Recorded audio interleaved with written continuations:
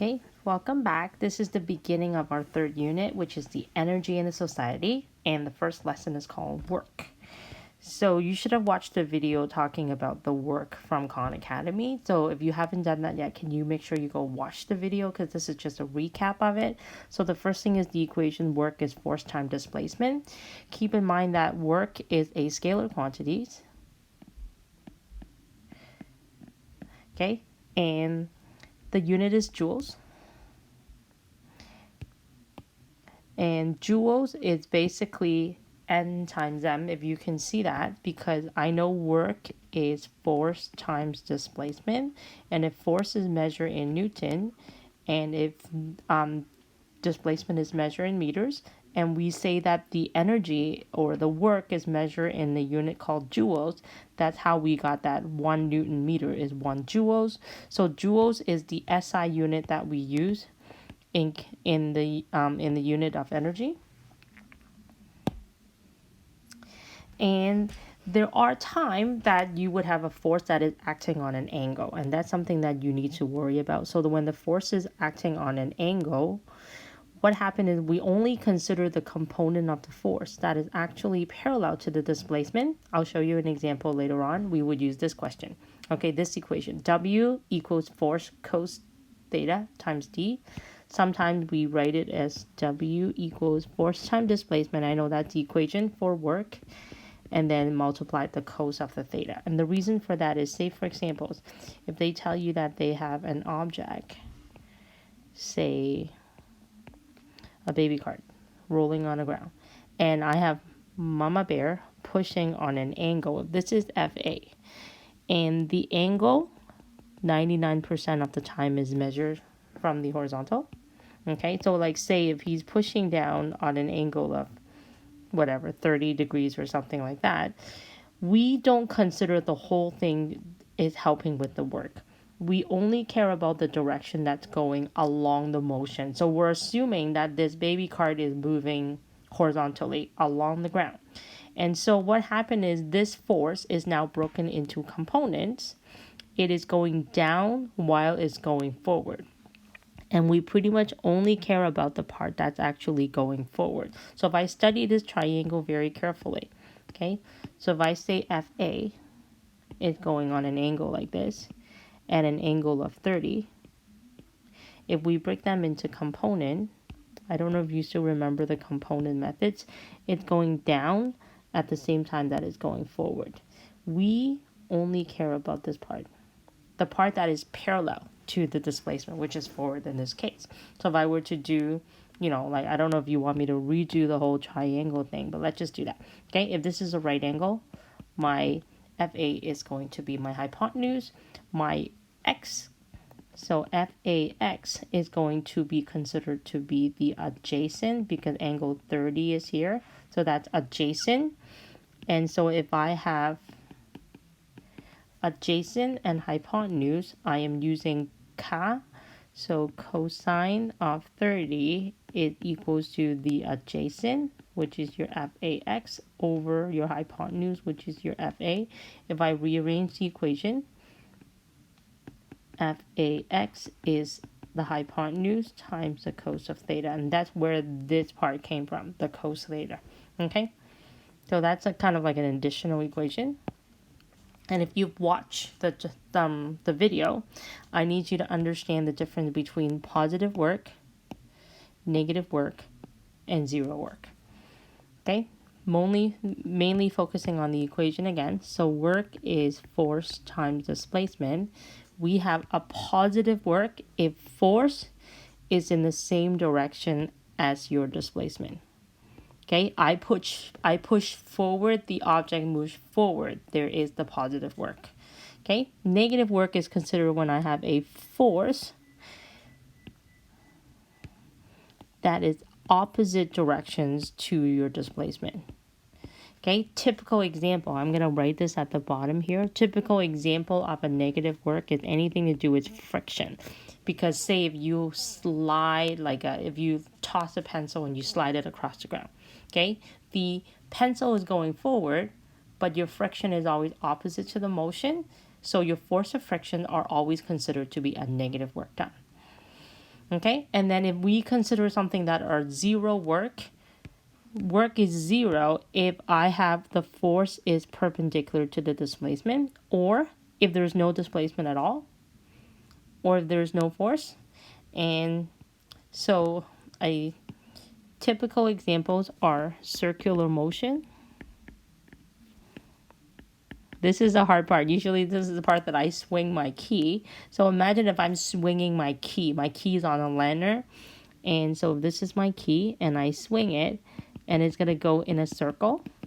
If I look at, like, imagine if I'm spinning it really quickly in a clockwise direction. And say if I let go of the key when the key is at the top, do you see that the key should be traveling to the right? So the displacement should be on the right. But at the same time, the force that's acting on the key, it's actually along the string called force of tension. Do you see that the displacement and the force of tension is perpendicular? And that's the case, there is no work done. Okay, so any forces that are keeping an object going in a circle is considered to be zero work done.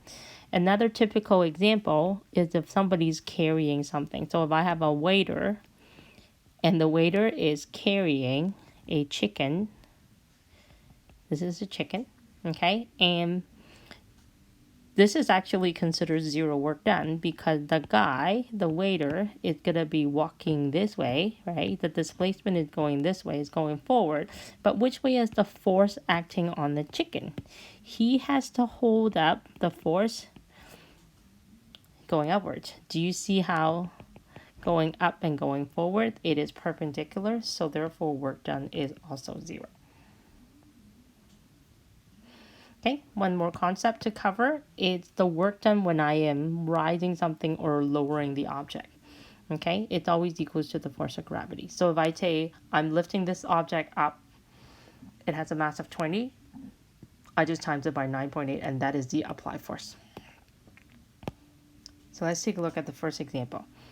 Okay, how much mechanical work is done? So how much work is done when a store manager, due to a grocery cart, if she applies a force of a magnitude of 25 meters forward, and then it displays the cart for 3.5 meters in the same direction. Okay, so they want you to calculate work, and they gave you the force. The applied force is 25, and they tell you the displacement is 3.5. And work is force times displacement.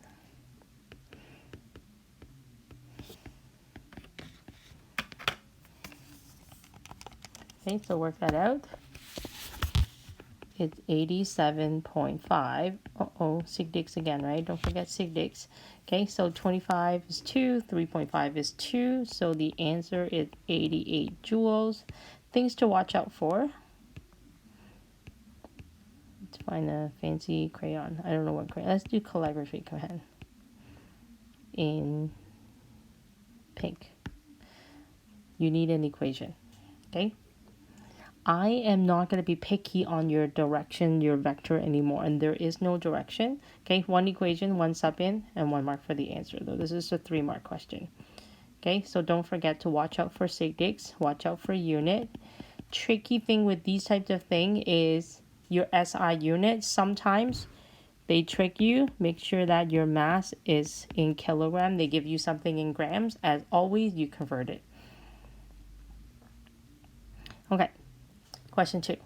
A curler applied a force of 15.0 newtons on a curling stone. It accelerates the stone from rest to a speed of 8.00 meters per second in 3.50 seconds. Assume the curling stone is level and frictionless. So we're assuming that it is level and frictionless. How much work does the curler do on the stone? So let's see what we have. I have F equals 15 Newton. It's accelerating from rest to a speed of 8 meters per second in 3.5 seconds. Assuming the stone, I want to find work.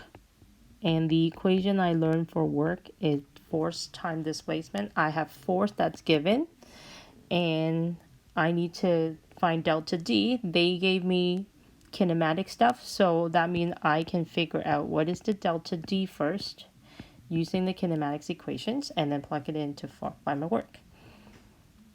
So delta D, there's V1, V2, and delta T. So we're using the delta D equals V1 plus V2, divided by 2 times delta T. So 0 plus 8 divided by 2 multiplied by my 3.5. Delta D is 14 meters. And then I'll plug it into my work equation. Force is 15. Delta D is 14. 210. Okay, sig digs. Okay, this is annoying. The sig dig is 3, so I can't just use 210. I'm going to have to say 2.10 times 10 to the 2 joules. Do you see how if you leave it in 210, this one counts, and the 0 doesn't count. So it makes it only 2 sig digs. So it's only if you express it in scientific notation that you're able to do the 3. Okay, so just be careful with little things like that. They don't go away. Calculate mechanical work.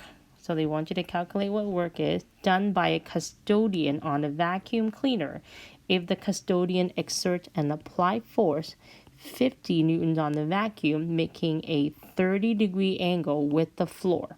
The vacuum cleaner moves 3 meters to the right on a level surface.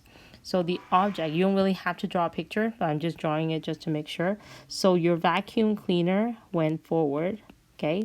But the custodian pushed on it with an angle of 30 degrees with the floor with an applied force of 50. So as long as you realize that this is the force on an angle, you know that you need to use the equation that has the force of an angle. So I'm going to use that, and then you can just plug it straight in. So 50 times delta D is 3, and write that down as a given. Cosine of 30.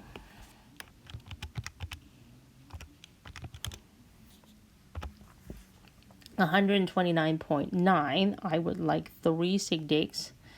So same thing. So I'm just going to write this out just to make sure everybody's on board. So I can't just do that. I need 3 sig digs. So it's going to be 130. But 130 is 2 sig digs. So I'm going to have to do 130 in scientific notation. So 1.30 times 10 to the 2 joules. Last question. A shopper push a shopping cart on a horizontal surface with a horizontal applied force of 41 newtons for 11 meters. The cart experienced a force of friction of 35. Calculate the total mechanical work done on the cart. So FA is 41.0 newtons. The delta D, the total displacement, is 0. The cart is experiencing a force of friction of 35 newton, and they would like you to calculate the total mechanical work done. Okay, so total work done. When it's total work done, you're talking about the F net. Okay, so like, you know how like we have the equation work is force times displacement. Okay, there's 2 ways that you can do that. The first way is you can actually work out what is F net and then throw it into the equation. The second way is that you can calculate the work done by force of apply and the work done by force of friction, and then you add them together to find the total work done. Okay, so I'm just going to do the first way, finding the F net. So that means I need to go back to the free body diagram to figure out what is the F net. I have applied force and frictional force. So the net force is going to be forward minus backwards. So in this case, 41 minus 35, so 6 newtons to the right. So to work out what is the total work done, it would be 6 times 11 is 66 joules. and I need 3 sig, so 66.0 joules. So that's one way. So that's method number 1.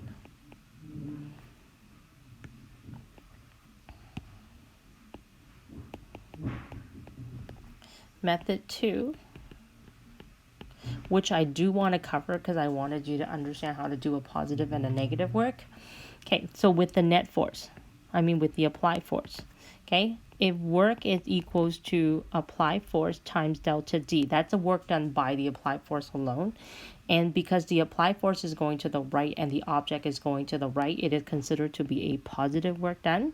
I can just throw it into the equation the same way that we normally would. So 41 times 11, and I get 451 joules. But in terms of force of friction, that one is a little bit tricky. Force of friction is when I put the equation for force of friction, like it's still F delta D, but because if I consider the situation, my object is going to the forward direction, but force of friction is always opposite that, you actually have a negative work done. When you actually write out your equation, you have to account for if it's positive or negative. So this becomes negative 35 times 11,